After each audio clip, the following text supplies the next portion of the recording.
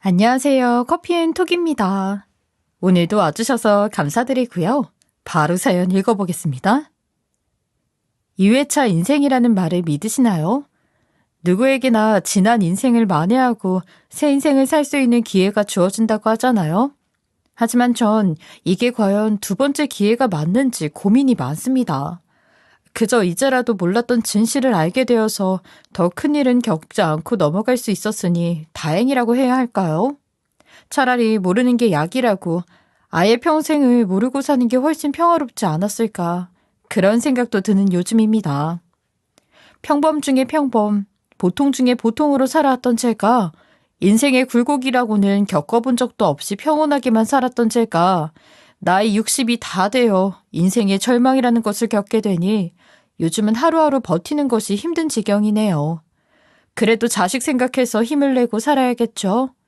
제 이야기를 좀 들어주시겠어요? 우리 집은 어찌 보면 지루하다고 해도 과언이 아닐 정도로 평범한 집안이었습니다. 남들은 인생에 재미가 딱히 없다는 제 말에 평범하게 사는 게 제일 좋은 거고 그게 제일 힘든 거다 하며 배부른 소리라고 저를 타박했지만 이 나이에 와서 그 참뜻을 알게 될 줄은 몰랐지요. 남편은 공무원이고 저는 전업주부로 살았습니다. 많지 않은 연봉이지만 안정적인 직장과 연금으로 부족함 없이 생활할 수 있었고 아들 하나 딸 하나 두 아이 역시 뭐 남들 다 알아주는 엄청난 엘리트는 아니지만 그래도 서울 소재에 나름 이름 있는 대학을 졸업해 괜찮은 직장에 취업해서 지내고 있어요.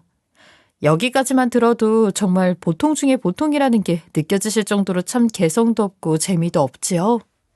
그리고 얼마 전에 큰아들이 장가를 가겠다면서 2년 사귄 여자친구를 소개해줬어요. 뭐 저희 때야 특히 여자는 20만 채워도 결혼을 서두르기 마련이었지만 요즘 애들은 안 그렇잖아요. 30을 꽉 채운 우리 큰아들 지금이 적기라고 생각했죠.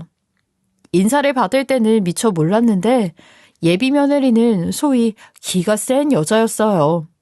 뭐 요즘 애들이 다 그렇다지만 솔직히 저처럼 머리 굳은 옛날 사람 눈에는 좋게 보이지 않는 게 사실이었죠. 제가 무슨 말만 하면 따박따박 말대꾸를 하면서 대들고 청개구리 고기라도 먹은 것처럼 뭐든지 반대로 행동하려고만 했죠. 한때 시국이 이러다 보니 불가피하게 결혼 날짜를 미루게 되면서 일정이 꼬인 적이 있었어요. 전 그래도 이미 잡힌 예식장 간소하게 하객을 줄여서라도 예정대로 진행하기를 원했지만 예비 며느리의 생각은 달랐죠. 어머니, 이미 하객 최소 250명짜리 예식장을 잡아놔서 이대로 진행하면 엄청난 손해예요. 아니, 너는 결혼을 득보려고 하니?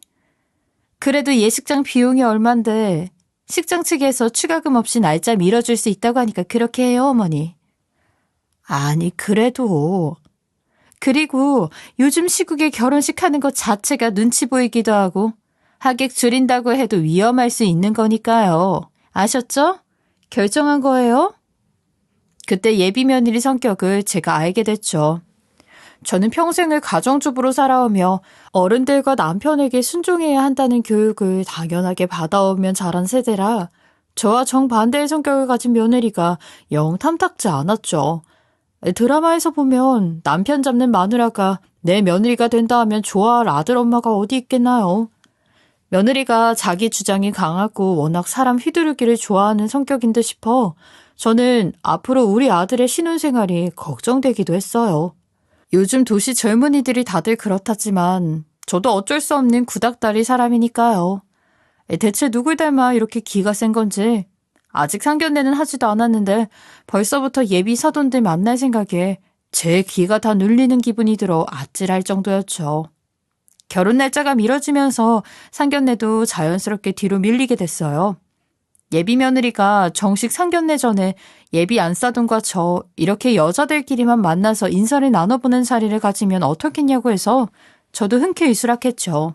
아이 그래, 그럼 내가 음식점 예약하마. 어디가 좋겠니? 너희 어머니는 뭐 좋아하셔? 아, 그게 저희 엄마가 사실 대인기피증이 있으셔서 사람 많은 곳을 힘들어하세요. 아, 그럼 룸으로 된 한식집이나 중식집 같은 데도 힘드셔? 모르는 사람하고 마주하는 것 자체를 많이 힘들어하셔서.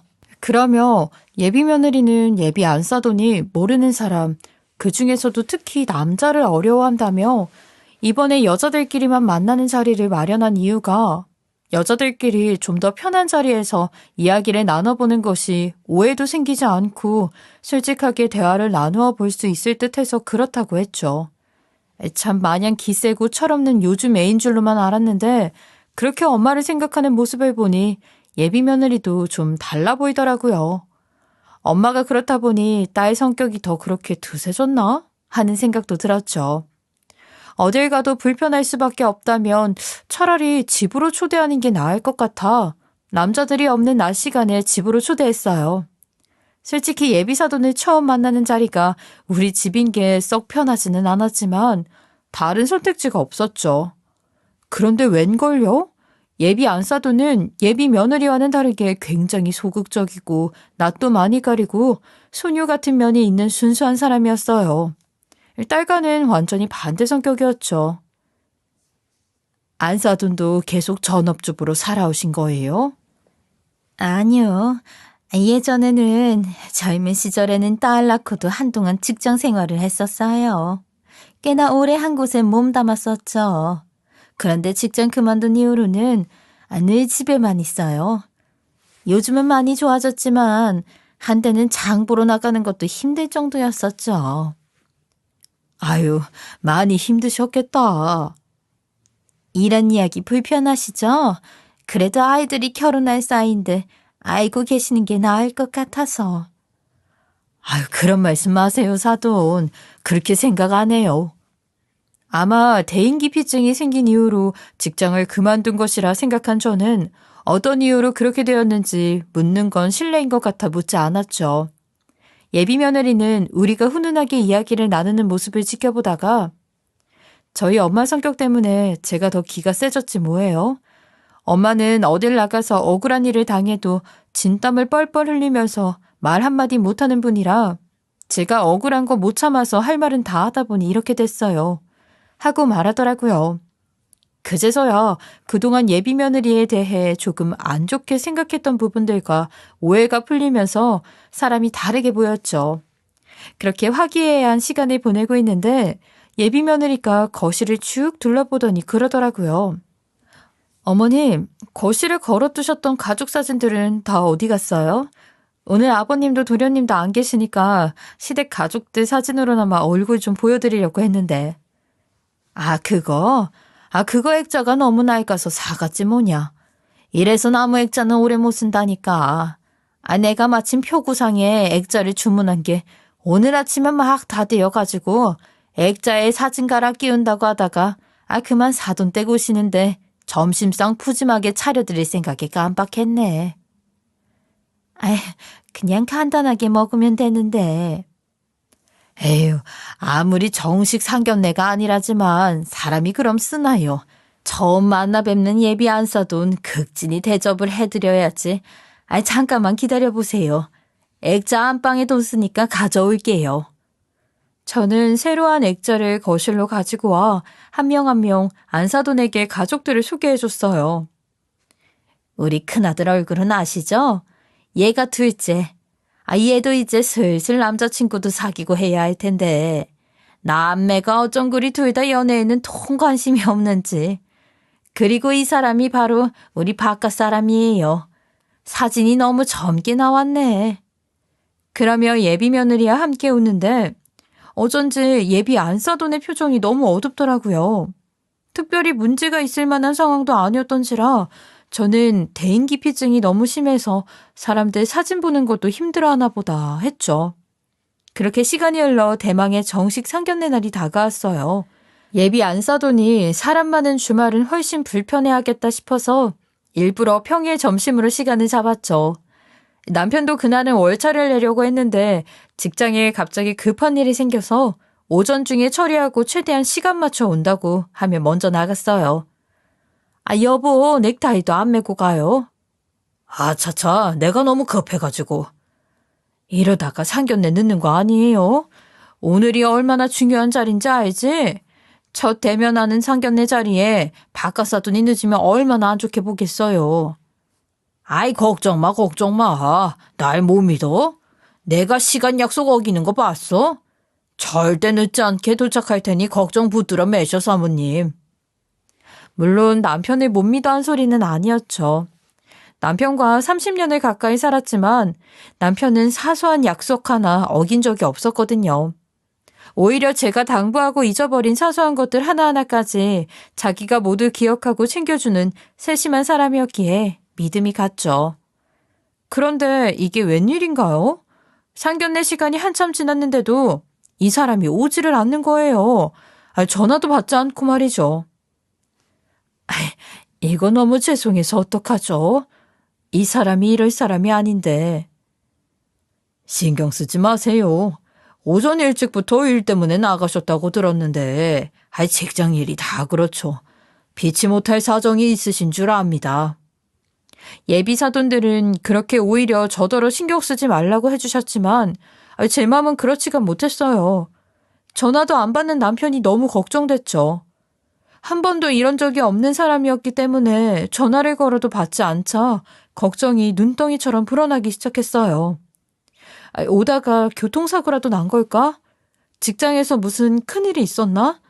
연락이 되지 않으니 정말 오만 가지 생각이 다 들었고 저는 발만 동동 구르며 밖에 전화만 붙들고 있었어요.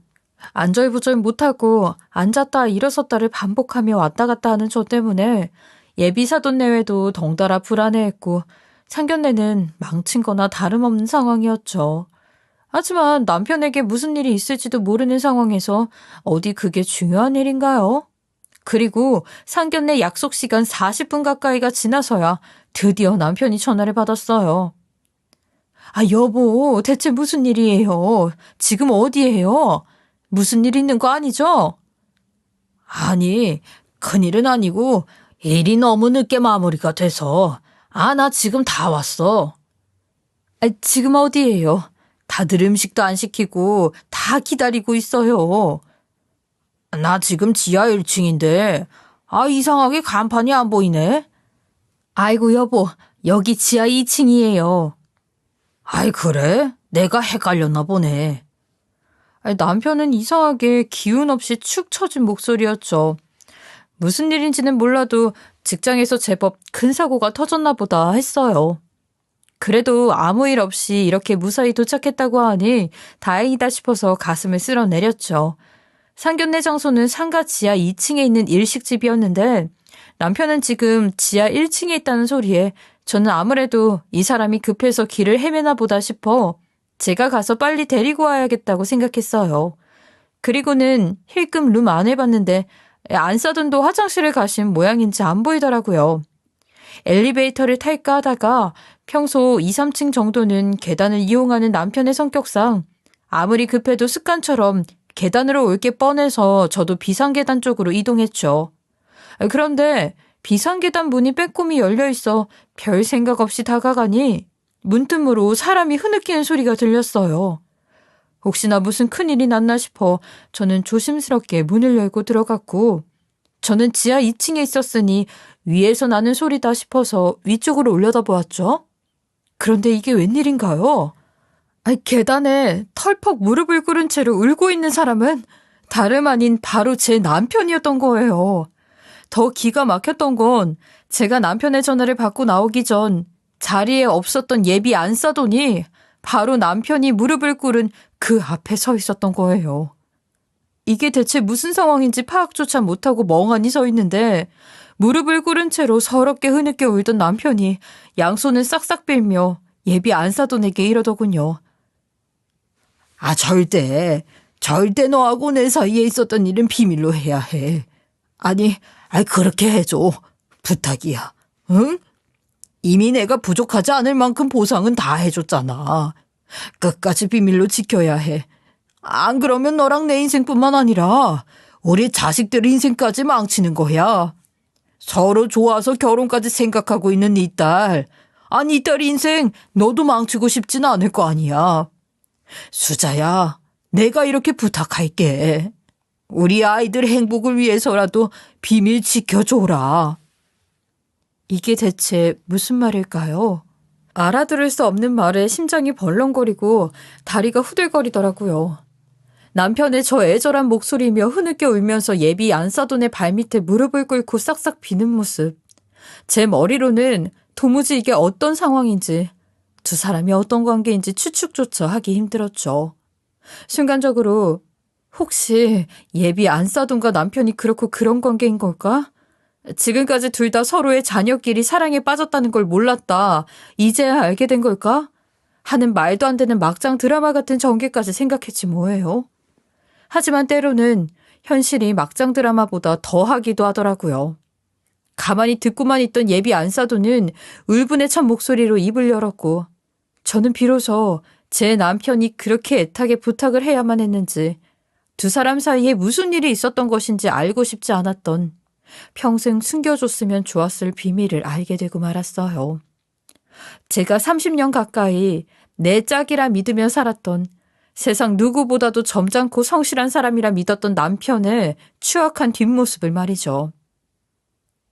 네가 나를 건드리지만 않았어도, 잘 살고 있는 나를 그렇게 만들지만 않았어도 내 인생이 이렇게 망가지진 않았을 거야. 알아? 내가 그 시절에 내가. 알지 그럼. 내가 왜 몰라. 내가 그렇게 만들었는데. 그래서 내가 지금 이렇게 무릎 꿇고 울면서 부탁하잖아. 시끄러워. 네가 알긴 뭘 알아? 예비 안사도는 울부짖고 있었죠. 그건 제가 지금까지 살아오면서도 단 한 번도 들을 수 없었던 처절한 울음소리였습니다. 내가 전에 니네 집에 갔을 때 네 아내가 보여준 가족사진 보고 얼마나 경악을 했는지 알아? 처음엔 나도 믿고 싶지 않았어.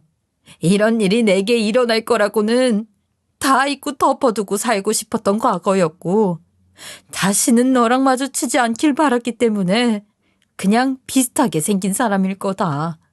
이 세상에 비슷하게 생긴 사람이 얼마나 많은데 내가 잘못 본 걸 거다. 그렇게 믿고 싶었어. 그런데 내가 아무리 생각해도 찜찜하고 내가 네 얼굴을 못 알아볼 리가 없다는 생각에 수경이한테 확인을. 그때 내 심정이. 예비 안사도는 어찌나 감정이 북받치는지 말도 제대로 못 이어가고 있었어요. 상황을 들어보니 가족 사진을 보고 남편을 알아본 예비 안사돈이 두 사람 모두를 알고 있는 오랜 지인에게 연락해 남편의 연락처와 자녀의 이름을 물었고, 그때서야 자기 딸이 결혼하려는 사람이 바로 제 남편의 아들이었다는 사실을 알고 경악했던 거죠. 예비 안사돈은 곧바로 제 남편에게 연락해 서로 평화로운 선에서 이 결혼을 못 막게 막아야 한다며 두 번 다시 너와 내가 만날 일이 없게 해야 한다고 남편에게 부탁했지만, 이제 와서 아이들의 결혼을 반대할 마땅한 핑곗거리가 없었는데다가 의심스러운 행동을 보였다가는 자신의 과거가 들통날 것이 두려웠던 남편이 차일피일 미루다가 결국 이렇게 상견례 자리까지 오게 된 거였어요.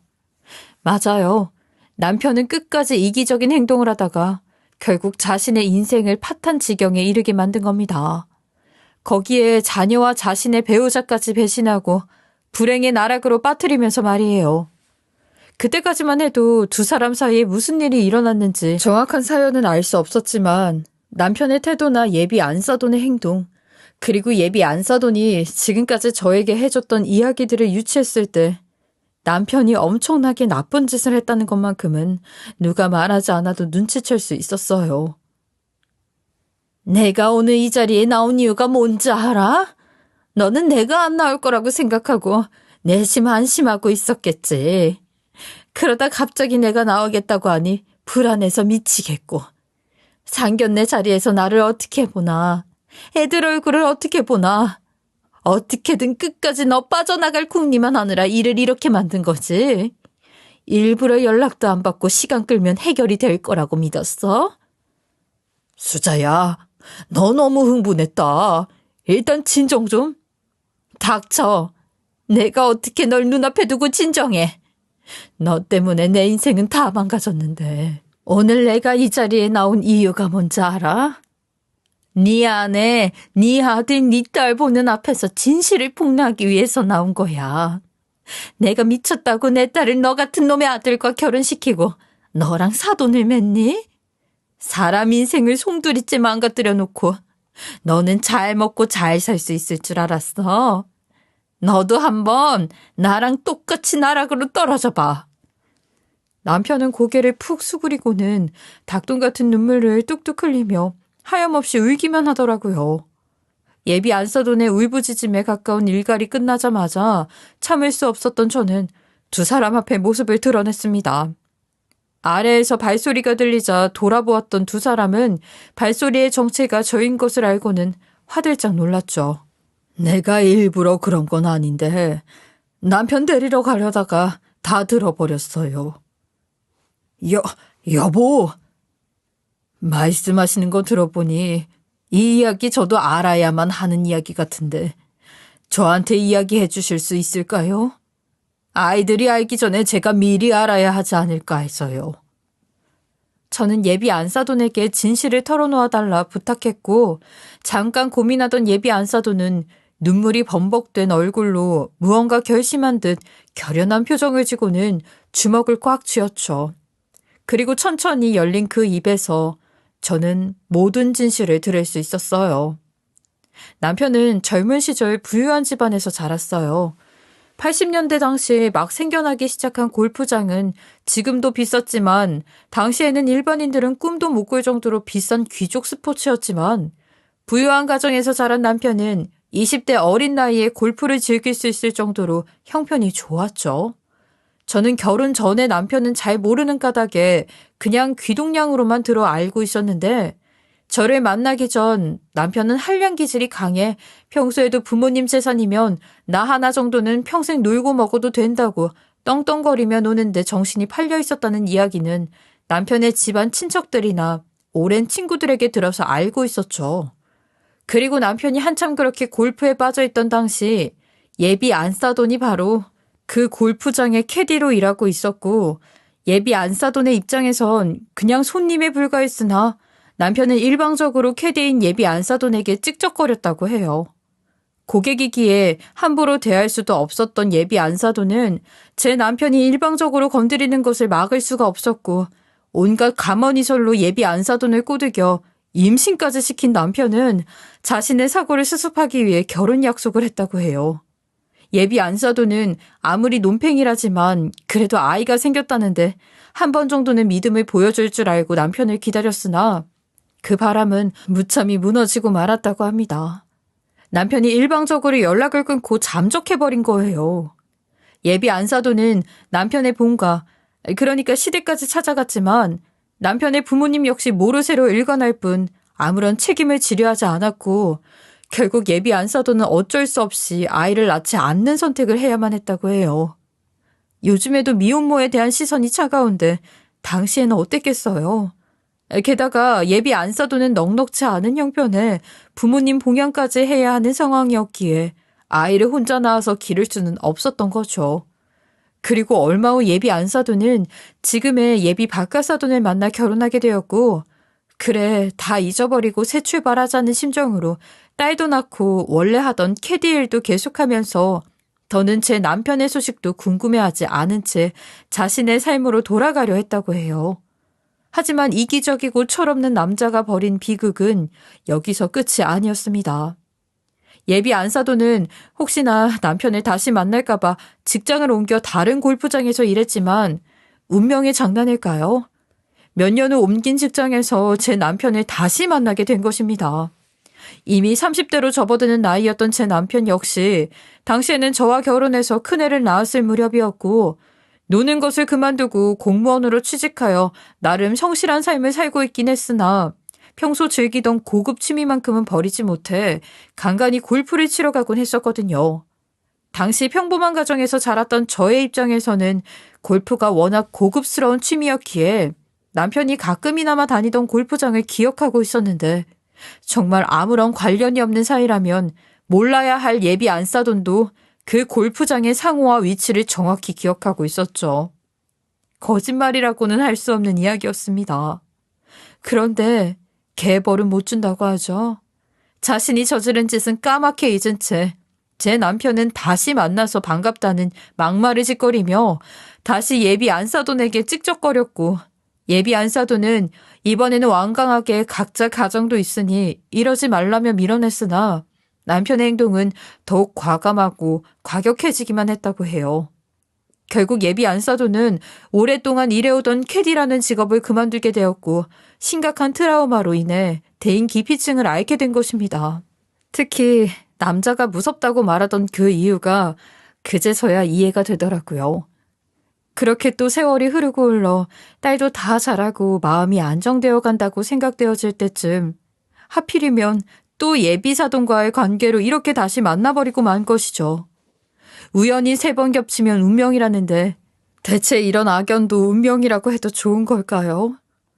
우리 집에 왔을 때 가족 사진을 보고 남편을 단박에 알아본 예비 안사돈은 그 길로 바로 아는 지인들에게 수소문해 남편의 연락처를 받았고, 처음에 제게 이야기했던 것처럼 이 결혼 이야기를 없었던 것으로 하고 각자의 삶에 충실하자고 제안했으나 자기 욕심에만 빠져있던 남편이 이를 거절했다고 해요. 이 결혼만큼은 절대 허락할 수 없었던 예비 안사돈은 남편이 정뜻을 굽히지 않겠다면 남편의 직장으로 찾아가 모든 사실을 폭로해 사회생활을 아예 끝장내줄 수도 있다고 초강수까지 두자 남편이 단둘이 만나 이야기를 좀 해보자고 했다더군요. 내가 원했던 게 뭔지 알아? 내가 진짜 내 딸을, 내 핏덩이 같은 자식을 불행하게 만드는 게 목적이었을 것 같아? 난 있잖아. 나는 네가 나한테 단 한마디로 진심 어린 사과를 해주길 바랐어. 얼렁뚱땅 당장 급한 위기를 모면하기 위해 대는 핑계나 변명이 아니라 진심으로 잘못을 뉘우치고 참회하길 바랐다고. 예비 안사돈은 흥분한 몸짓으로 가방을 급하게 뒤적이더니 무언가 두꺼운 봉투를 꺼내 남편의 얼굴에 집어던졌습니다. 어찌나 세게 던졌는지 퍽 하는 소리가 날 정도로 남편의 얼굴에 정통으로 맞고 떨어진 그것은 바로 돈 봉투였어요. 5만 원권 현금과 수표가 가득 들어있었죠. 예비 안사돈은 그날 남편이 그래도 진심 어린 참회의 모습을 보여주고 자신이 요구했던 대로 결혼을 무르겠다고 말해줬다면 폭로하지 않고 비밀을 지키면서 가슴에 묻어두고 살려고 했답니다. 30년에 가까운 긴 세월, 그동안 아프고 슬펐던 것을 진심 어린 사과 한마디로 용서해주려 했던 거지요. 하지만 남편의 폐악질은 끝나지 않았습니다. 직장 근처의 카페로 불러내서 남편이 한다는 소리는 이거 줄 테니 제발 비밀에 붙여줘 라며 끝까지 이기적으로 자기 생각만 했다는 거예요. 돈이 부족하면 더 줄 수도 있다는 말에 예비 안사돈은 너무 충격을 받아 아무 말도 못하고 있었고, 남편은 그것이 승낙의 의미라 생각하고는 그대로 자리를 떴다고 해요.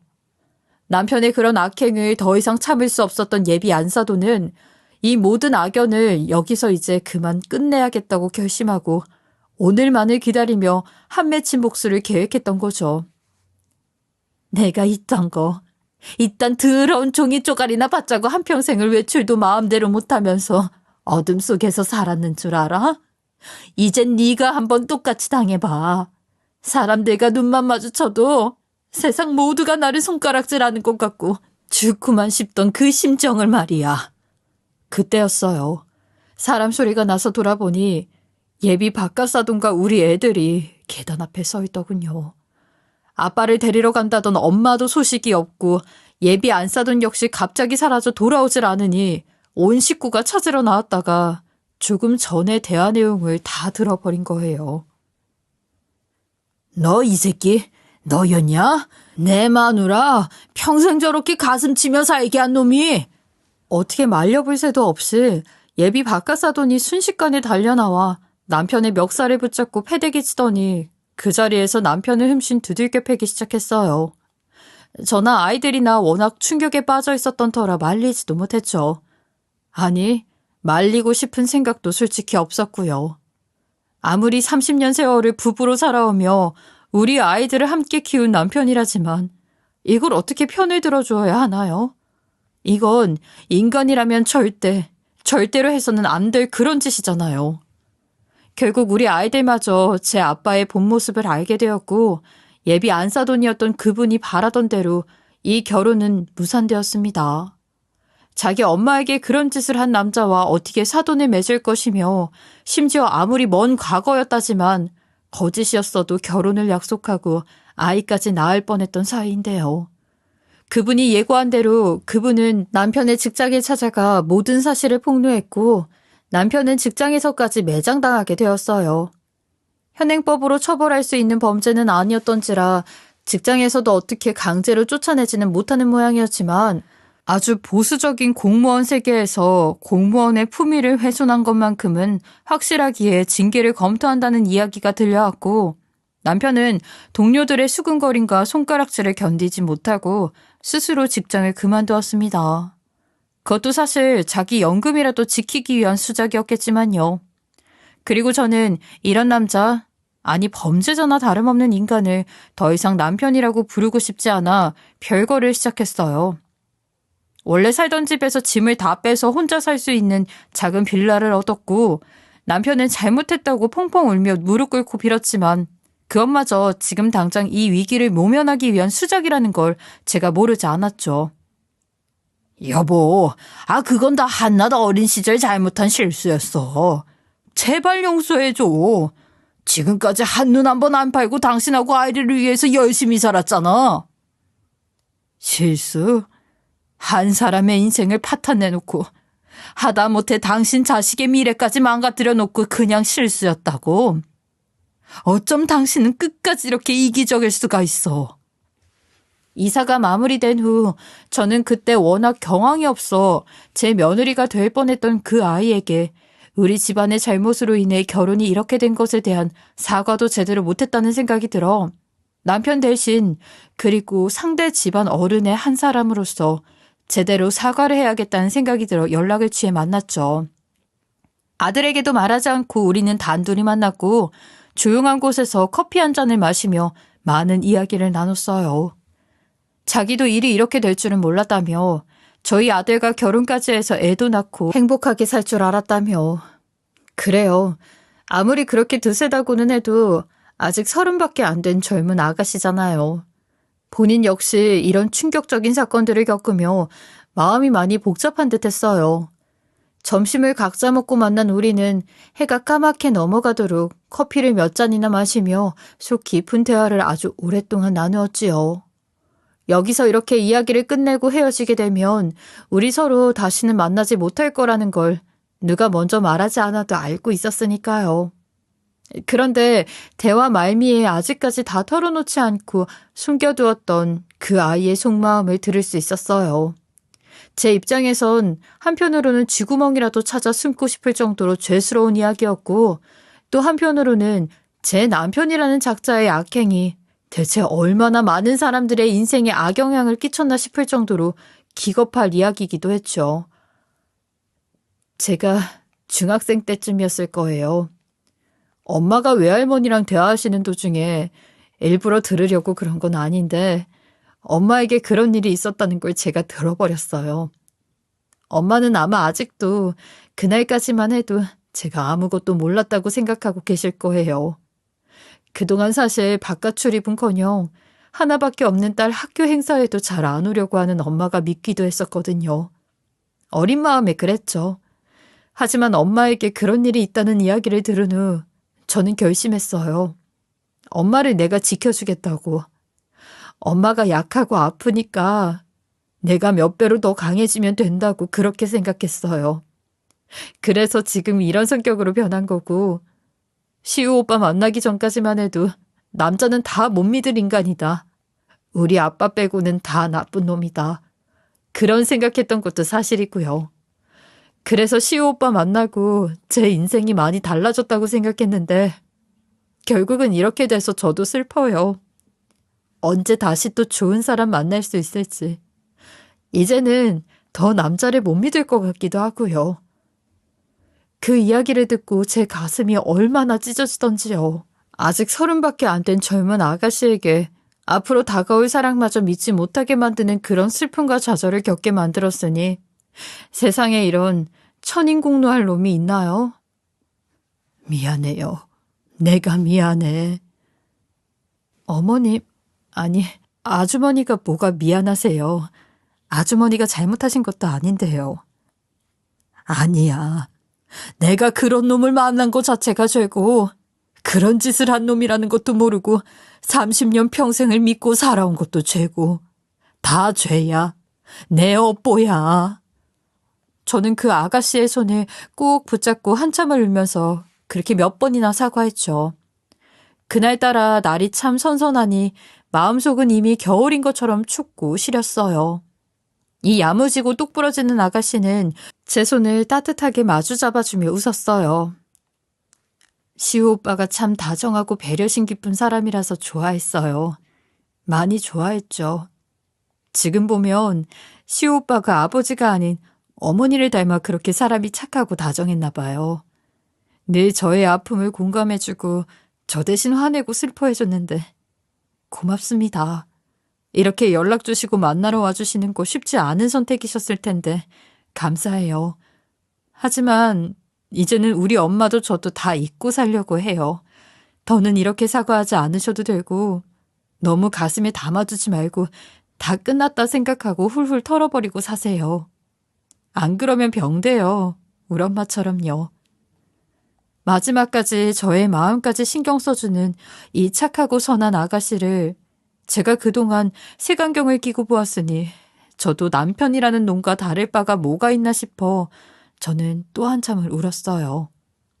그렇게 우리는 마지막 대화를 하고 헤어졌어요. 그 아이의 말대로 이제는 우리가 다시는 만나지 않아야 서로에게 좋은 거겠죠. 자꾸 얼굴 마주쳐봐야 옛날의 그 기억만 되살아났을 테니까요. 다만 저는 보이지 않는 곳에서나마 그 가족들의 행복을 빌어주려고 합니다. 요즘 우리 집은 죗값을 받고 있어요. 하루가 멀다 하고 조용할 날이 없지요.